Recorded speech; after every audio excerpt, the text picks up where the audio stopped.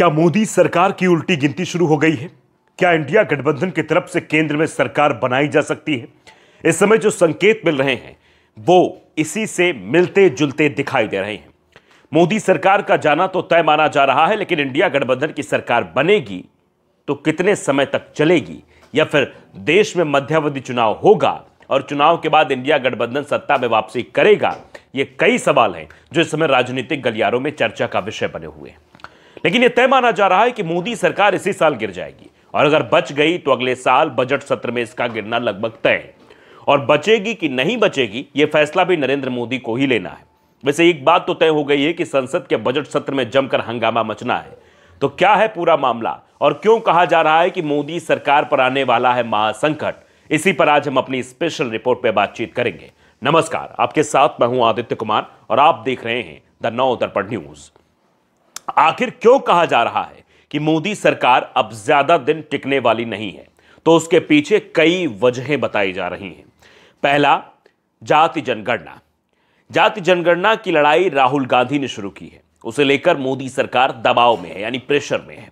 और अब जो खबर आ रही है वो अमेरिका से आई है कि गौतम अडानी की तरफ से भारतीय अधिकारियों को ही रिश्वत देने की कोशिश की गई है या फिर दी गई है। मामला भारत में सरकारी ठेके हासिल करने से जुड़ा हुआ है और कांग्रेस की तरफ से साफ कर दिया गया है कि इस मामले में वो हाथ से नहीं जाने देगी और इस मामले को पूरी तरीके से उठाएगी। प्रधानमंत्री मोदी की खबर संसद में ही ली जाएगी और सड़क पर भी। लेकिन मोदी सरकार की चिंता का सबसे बड़ा कारण बनने वाला है वक्फ संशोधन विधेयक। दरअसल वक्फ विधेयक पर जेपीसी की चर्चा चल रही है और अब अचानक ही जेपीसी के अध्यक्ष जगदंबिका प्रसाद पाल ने ऐलान किया कि जितनी चर्चा होनी थी हो चुकी, जिसे जेपीसी के सामने अपनी बात रखनी थी वो रख चुका है और अब इस बिल को लेकर मसौदा तैयार भी हो चुका है। जो जेपीसी के सदस्य हैं उन्हें जल्द ही इसे उपलब्ध करा दिया जाएगा। वो जल्द से जल्द इसका अध्ययन कर लें, जिसके बाद इस मसौदा रिपोर्ट पर जेपीसी में इसको पास कराया जाएगा और संसद के सुपुर्द कर दिया जाएगा। साफ है कि काम बहुत तेजी से हो रहा है। पाल ने साफ कर दिया है कि इसी महीने वो वक्त पर जेपीसी की रिपोर्ट संसद के हवाले कर देंगे, फिर सरकार को जो फैसला करना होगा करेगी। तो दूसरी तरफ विपक्ष का कहना है कि इतनी जल्दबाजी भी ठीक नहीं है। जेपीसी में शामिल विपक्षी सदस्यों का कहना है कि मसौदा रिपोर्ट काफी बड़ी होगी, जिसका अध्ययन करना बेहद जरूरी है, इसलिए समय दिया जाए। विपक्षी सदस्यों ने तो लोकसभा अध्यक्ष ओम बिरला को इसे लेकर पत्र भी जारी कर दिया है। लेकिन यह तय माना जा रहा है कि जेपीसी अध्यक्ष ने जो कह दिया है वो ही जवाब लोकसभा स्पीकर की तरफ से भी आने वाला है। इससे पहले जितनी भी बार विपक्षी सदस्यों ने लोकसभा स्पीकर से शिकायत की है उसका कोई परिणाम सामने नहीं आया है। ऐसे में इस बार भी विपक्षी सदस्यों की शिकायत पर क्या लोकसभा अध्यक्ष जेपीसी का कार्यकाल आगे बढ़ाएंगे, इस पर सवाल तो बना ही हुआ है। इसलिए यह बिल्कुल तय माना जा रहा है कि विपक्षी सदस्यों के जेपीसी की बैठक के बहिष्कार का जब कोई असर नहीं हुआ तो फिर इस चिट्ठी का भी कोई असर होने की उम्मीद नहीं दिख रही है।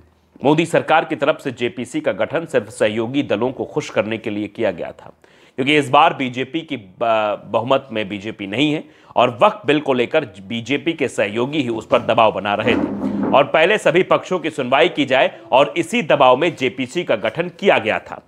लेकिन विपक्ष के साथ ही बीजेपी के सहयोगी जो कुछ चाहते थे जेपीसी को, वो सब काम करने में कामयाब रही है।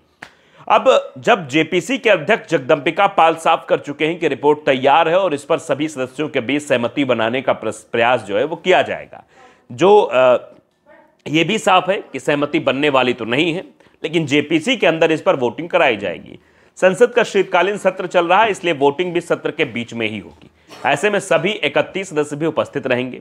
वैसे भी जेपीसी में 16 सदस्य एनडीए के ही हैं, इसलिए मसौदा रिपोर्ट को मंजूरी दिलाना जेपीसी अध्यक्ष के लिए ज्यादा मुश्किल होने वाला नहीं है। दरअसल लोकसभा ने समिति को लेकर सोमवार से शुरू हो रहे संसद के शीतकालीन सत्र के पहले सप्ताह के आखिरी दिन अपनी रिपोर्ट सौंपने को कहा है, यानी 30 नवंबर तक ये रिपोर्ट लोकसभा में सौंप दी जाएगी। इसलिए जैसे ही जेपीसी की आखिरी बैठक हुई, इसके बाद पाल ने कहा कि हमारी रिपोर्ट तैयार है, हमारा प्रयास होगा कि सबकी सहमति हो और कोई असहमति वोट ना दे। उन्होंने कहा कि समिति ने सभी संबंधित पक्षों के साथ विस्तृत बैठक कर चर्चा की है। पाल का कहना था कि अल्पसंख्यक कार्य मंत्रालय के प्रतिनिधियों के साथ भी 5 दिनों में 29 घंटे से ज्यादा समय तक चर्चा की गई। उन्होंने कहा कि संशोधन विधेयक को लेकर अलग अलग संगठनों के साथ 25 बैठकें की गई हैं। ये पूछे जाने पर विपक्षी सदस्य समिति का कार्यकाल बढ़ाने के लिए लोकसभा अध्यक्ष से मिलने की बात कर रहे हैं, तो पाल ने कहा कि उन्हें ऐसा करने का अधिकार है। कार्यकाल बढ़ाने को लेकर लोकसभा अध्यक्ष का फैसला मान्य होगा। पाल ने तो साफ कर दिया कि रिपोर्ट तैयार है, लेकिन इस रिपोर्ट को लोकसभा में पेश करना ही मोदी सरकार की सबसे बड़ी चुनौती बनने वाली है, क्योंकि विपक्ष के साथ एनडीए में शामिल दल ही इस रिपोर्ट का विरोध कर रहे हैं। अगर पिछले 2 महीने से, जब से वक्त पर जेपीसी ने काम शुरू किया है, तभी से देखा जाए तो नीतीश कुमार, चिराग पासवान और चंद्रबाबू नायडू के बयान एक ही दिशा में जाते दिखाई दे रहे हैं। दबी जुबान तीनों ही नेता वक्त संशोधन बिल का विरोध करते दिखाई दे रहे हैं, लगातार मुसलमानों के हक की बात उठा रहे हैं।